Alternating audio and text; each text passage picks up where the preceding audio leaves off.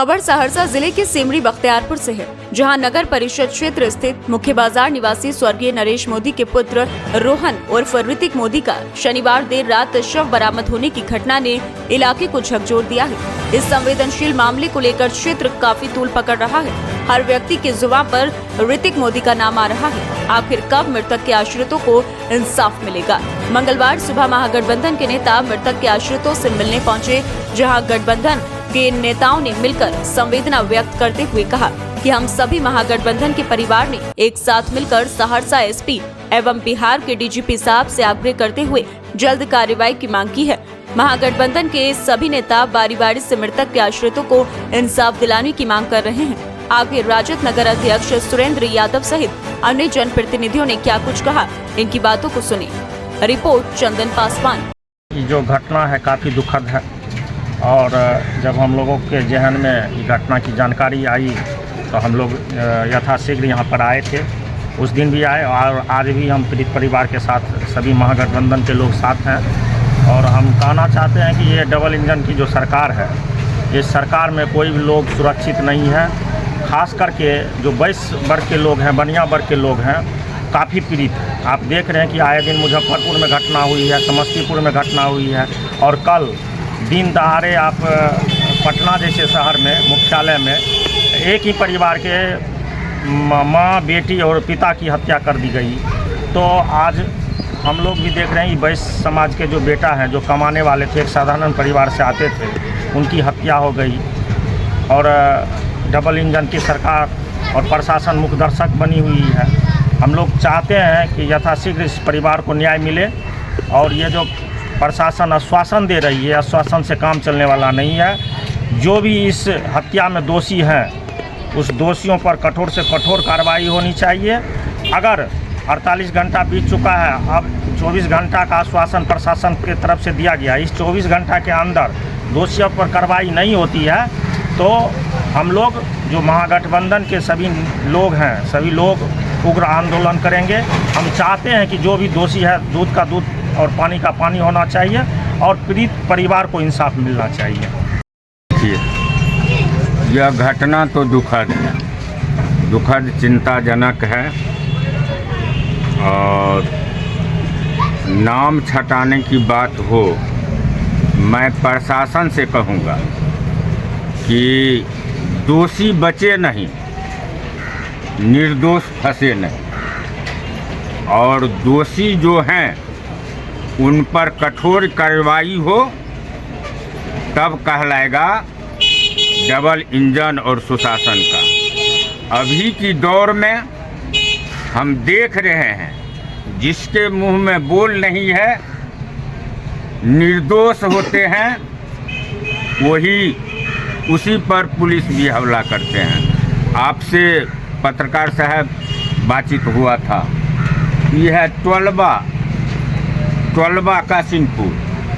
50 घर दलित को 25,000 रुपया उनसे मांग रहा था, तारी बेचने वाला नहीं दिया तो 1 बजे रात को एकदम मारपीट किया 50 घर को और उस पर केस किया, फंसाया, जेल गया। कुछ को बेल हुआ, कुछ अभी जेल में है।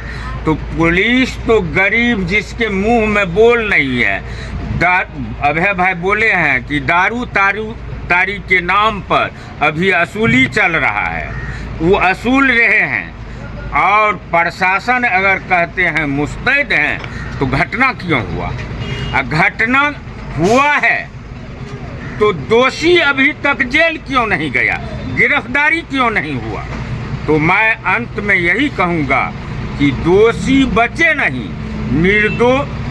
दोषी को अतिशीघ्र जेल होना चाहिए, कठोर उनको सजा मिलना चाहिए और निर्दोष फंसे नहीं, यही मेरा कहना है।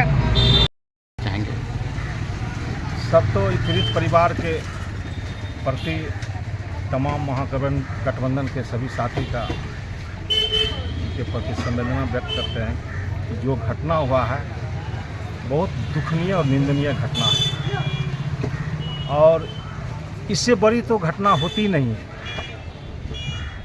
और पत्रकार बंधु और ख़ासकर ये मार्केट बेस का मार्केट है, हम भी उसी समाज से आते हैं। किसी के साथ घटना होता है तो हम राजनीतिक की भाषा नहीं बोलना चाहते, लेकिन हम ये जरूर कहना चाहते हैं कि आपके माध्यम से कि अगर सरकार ये तेजस्वी यादव का रहता, लालू यादव का सरकार रहता, महागठबंधन की सरकार रहता, तो आप भी और ये बेस समाज भी आरोप लगाते कि जंगल राज की सरकार है। ये जंगल राज में हुआ है।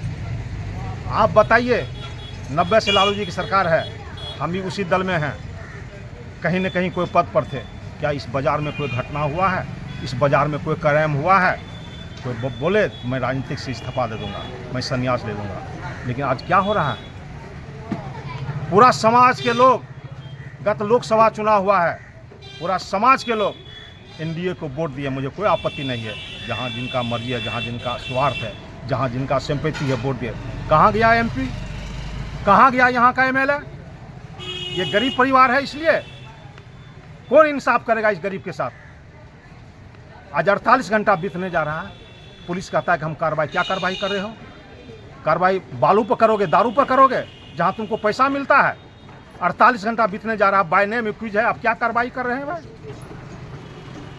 किसी के घर में डकैती होगा, कहेंगे हम एसपी से परमिशन लेते हैं तब आएंगे कि तुम्हारा काम है उसके यहाँ वहाँ छापा मारना और डकैत को पकड़ना। जो घटना किया है, ये पीड़ित परिवार उसका नाम दिया कि मेरा बेटे को फलना आदमी ने हत्या किया, साजिशतन हत्या हुआ है, मेरा मोबाइल उसके साथ था। आप मोबाइल भी कैप्चर कर लिए, फुटेज भी आप ले लिए हैं। कार्रवाई में क्यों देरी? मैं पुलिस प्रशासन से और डबल इंजन की सरकार से, और खासकर यहाँ डबल इंजन के नेता लोग से बात करना चाहता हूँ कि ये परसों घटना हुआ, एक पीड़ित परिवार के साथ देने वाला आम नेता लोग नहीं थे। मैं दुख के साथ कहता हूँ, हम भी मुख्य दर्शक बन के देखते रह गए। हम देखते थे कहाँ गए वो लोग।